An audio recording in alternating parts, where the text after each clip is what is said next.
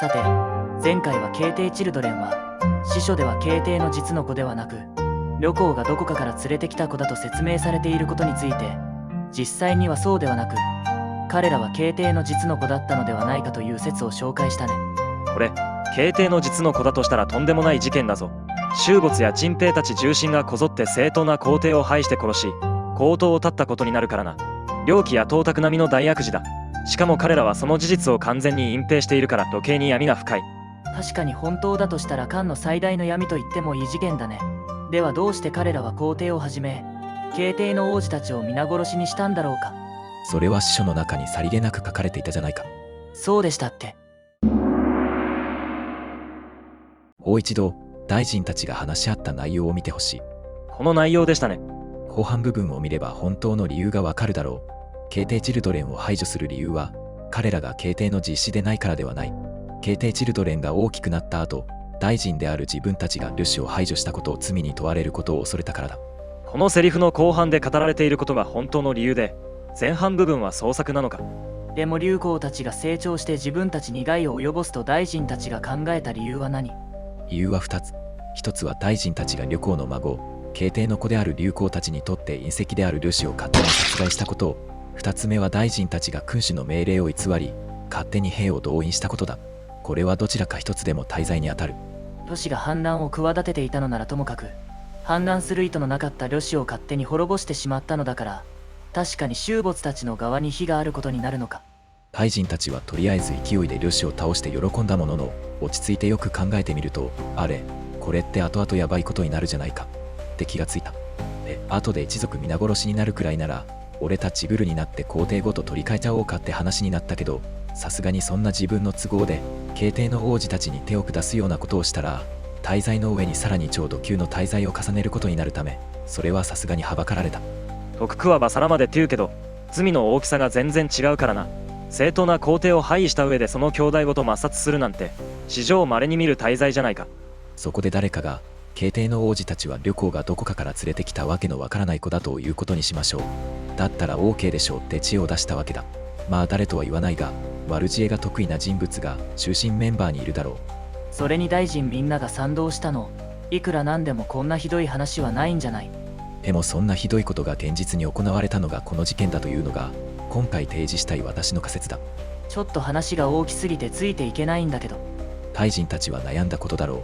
ただしこのままでは確かに自分と自分の一族の身が危ない。そこでこの大罪に手を染める決断をしたんだ。ただ、よく注意してほしいのだが、彼らは別の王子を皇帝に立てようと同意したが、今の皇帝を廃位しようとは明確には言っておらず、ましてや今の皇帝とその兄弟を皆殺しにしようとも言っていない。そんなリスクの高いことは誰も触れたくなかったのか。そう、そしてこれが第4のポイントにつながってくる。誰も皇帝劉公の処遇を口に出さないまま大王劉公を迎える話だけが先行した。その結果奇妙な事態が起こる。大王劉公が長安に到着しても皇帝劉公は今まで通り宮中に生活していたのだ。ひょっとして劉公は何も外の情報を知らされていなかったのかな。それはわからない。そして周没はどこから手に入れたのか、天使の字を立てまつったのだが、劉公はこれを辞退し、一旦長安にある大王の邸宅に入った。その後大臣たちは改めて大王の邸宅に赴いて、劉公に即位を要請し、劉公はこれを受諾した。しかしこの時も皇帝劉公は宮中で今まで通りの生活を送っていた。どうするの？劉公はそれじゃあ宮中に入れないじゃん。劉公にしてみれば呼ばれたから長安に来てみたものの、事前の準備が何もされていないので驚いたんじゃない。誰かが皇帝劉公を宮中から連れ出さないといけないね。どうするんだ。この時になっても首謀者であるはずの周没も陳平も自分から動こうとしなかった。しかし誰かがこれをやらなければならない。そこで汚れ役を買って出たのが西王劉襄、主挙公劉将の弟の劉皇居だ。劉皇居の心中を察するに、劉氏でない者が皇帝を排除することはさすがにハードルが高い。ここは皇族である自分がやるしかないと考えたんじゃないかな。劉皇居は鉄砲玉みたいな向こう水の性格だから、あまり何も考えてなかったかもしれないけどな。それに花公園もついていったじゃない。それはどうしてなの？劉皇居は皇族とはいえ血気盛んな若者に過ぎない。宮中で皇帝劉公や彼の護衛に当たっている者たちを説得し、言うことを聞かせられるほどの力はない。それができるのは陰謀に積極的に参加しておらず、劉邦旅行慶帝の信望が極めて厚かった宿臣の夏光栄が最適任だったんだ。夏光栄はここは自分が動くべきだと判断したので名乗り出たのだろう。それではその時の経過を見てみよう。吉一族を誅滅した時、秦は功労がございませんでした。せめて宮殿の掃除をさせていただきたいと思います。それではそれがしも一緒に参ろう。あなたは龍子でないから皇帝の資格はありません。そなたたちは退け。私は陛下をお守りする任務を負っております。退くわけには参りません。いや、良いのだ。これはやむを得ないことだ。お前たちは退くが良い。私は一体どうなるのか。娼婦のところへ行って済むのです。こうして劉邦はついに美王宮に入り、曹操を魏将軍に任命し、南軍及び北軍の統帥を託し、長部を老中令に任命して皇宮の安全を確保した。そして劉邦とその兄弟を全員殺害した。夏光栄か。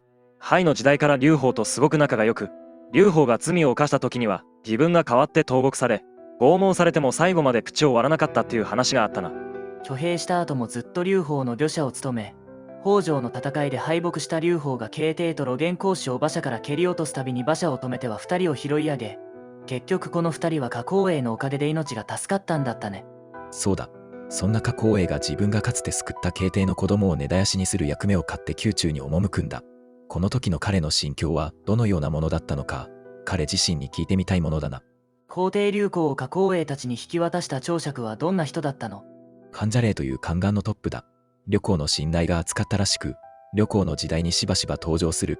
彼も状況から判断してここで抵抗しても意味がないと悟ったのだろうな。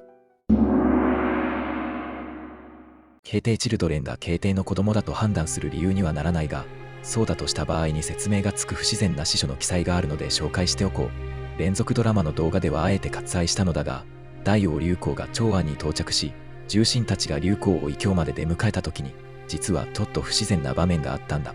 こういう場面だ。神羅、謹んで拝礼いたします。大王公、拝礼いたします。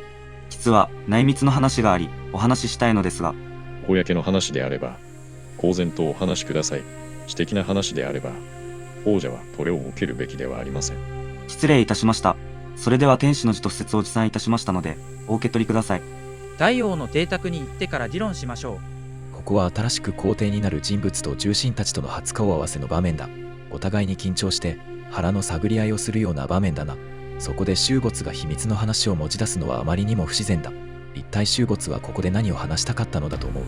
想像ですが、皇帝劉邦がまだ宮中にいることについての相談ではないですか？多分そうだ。完全に想像だが、天使の使と不説を持ってきたということは、周没は劉邦に対して天使の使と不説を使って宮中の軍を動かし、皇帝劉邦を捕らえる命令を下してくださいとでも言いたかったのかもしれない。はあ、そうすれば皇帝劉邦を排除する責任を劉邦に負わせることができるからな。ずるいな周没。そう。ただ自分たちに後ろ暗いところがあるから内密に相談したかったんじゃないか。確かにそう考えれば、この不自然な行動も説明がつくな。法刀を断つのはとても不祥なことだ。また天使を侵略するのは言うまでもなくこの上ない罪だ。だから周没たちは臣下の身である自分がその罪を負うことはどうしても避けたかったんだろう。その気持ちはわかる。もう一つおまけで触れておきたいのは、劉邦が即位して文帝となった後の陳平の行動だ。当時右丞相という大臣トップの位にいた陳平はその地位を周没に譲り、自らは病と称した。文帝にどうしたのかと尋ねられた陳平は、今回のことで私の功績は周没に及びませんと言った。だから官位だけ見れば陳平は呂氏の乱の前と音で降格の扱いになっている。これは一見美談だけど、考えようによってはこの闇の深い皇帝交代歴において自分が目立ちたくないために周没をあえて功績第一として表に立てたんじゃないか。陳平はとことん腹黒いからな。保身のためにそれぐらいやりかねないな。それとも陳平にもさすがに良心の呵責があったのか。あれ、ところでさっき誰も皇帝劉邦に手を下したがらなかったって言ったけど、結局皇帝劉邦他慶帝チルドレンを殺したのは誰なんだ？さっきの動画でも出てきたけど、文帝の命令を受けて役人たちが殺した。つまり最終的に慶帝チルドレンを皆殺しにしたのは文帝だ。周没、陳平じゃないんだ。周没と陳平は呂氏を滅ぼし、劉邦を皇帝に擁立はしたけど、皇帝劉邦を廃位してはいない。それをしたのは劉公布と夏光栄だ。また皇帝劉邦と慶帝チルドレンを殺してもいない。殺したのは文帝だ。うわぁ、やばい。仕事は全部人に押し付けて徹底的に自分の手を汚していない。やり方が汚いな。キャー、文帝こそがケイテイ・チルドレン殺害の犯人ですね。善人の皮をかぶった大悪党じゃないですか。文帝もケイテイ・チルドレンがケイテイの本当の子かどうかについてどういう情報を得てどう考えていたのかはわからない。ただ最後は自分がやるしかないと思ったんだろう。それにこれは自分が皇帝として即位してからやったことだから、臣下として皇帝を殺害したわけじゃないぞ。皇帝として皇族を名乗る偽物を排除するのは当たり前という大義名分が立つわけだな。お、じゃあ文帝はギリギリセーフか。まとめると、1、皇帝流行たちケイテイ・チルドレンはケイテイの実施。2、周護ツチンペイらは自らの身を守るために大臣を巻き込んでケイテイ・チルドレンの排除という大罪を犯した。3、正当化のためにケイテイ・チルドレンはケイテイの実施ではないという作り話を広めた。4、実行犯の汚れ役は流行許可光栄文帝が負った。しかしこの事件、犯人は誰かと思ったら実は大臣全員が犯人でしたって、なんかの推理小説みたいだな。しかもこれが帝国の中枢で起こったリアルの出来事だっていうのが怖すぎる。これで周護ツチンペイの陰謀の全容を語ったわけだね。いや、最後にまだある。自分たちの罪を隠すために彼らはある印象操作活動を行ったんだ。その内容は次回の動画で説明しよう。まだまだ闇は続くんですね。じゃあそれは次回ということで。念のために言っておくが、今日の内容は通説とは異なる。あくまでも私が考えた仮説として楽しんでいただければと思う。2000年以上前の話だし、何が真実かなんて結局のところわからないよね。今後も中国の歴史を中心とした動画を上げていきますので、この動画がいいと思った方はチャンネル登録とグッドボタンをよろしくお願いします。最後までご視聴いただきありがとうございました。